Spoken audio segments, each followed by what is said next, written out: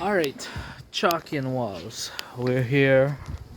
We've had to wash this building with a high pressure washers. A lot of paint chips. Now the problem here is that someone, when they painted on a wall that was already chalking. Now after we wash, there's no chalk as you can see. But before we wash, we could have come here, peel most of this off, rub our hands, and it would have been white. You see that is not white. There's no chalk there.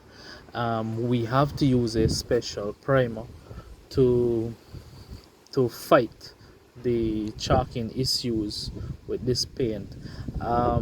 You have to be very careful when selecting your paint, because if you don't select the proper quality paint, especially if you live in a tropical or subtropical area, um, your paint would disintegrate and start to chalk in 2 to 4 years. As you could see, we tried to wash up there also. So these areas had less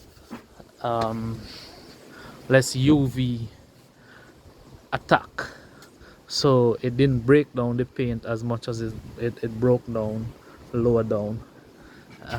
So just be careful, cheaper is not always better, especially when it comes to paint, because the extra you're gonna pay in in for the cost of the paint itself, it's really and truly negligible for the stress, this sort of stress. Over time, you might pay 33 to 40% more for a really good quality paint that will last you 8 to 10 years easy. So my advice to you guys is to don't skimp on the quality of the paint.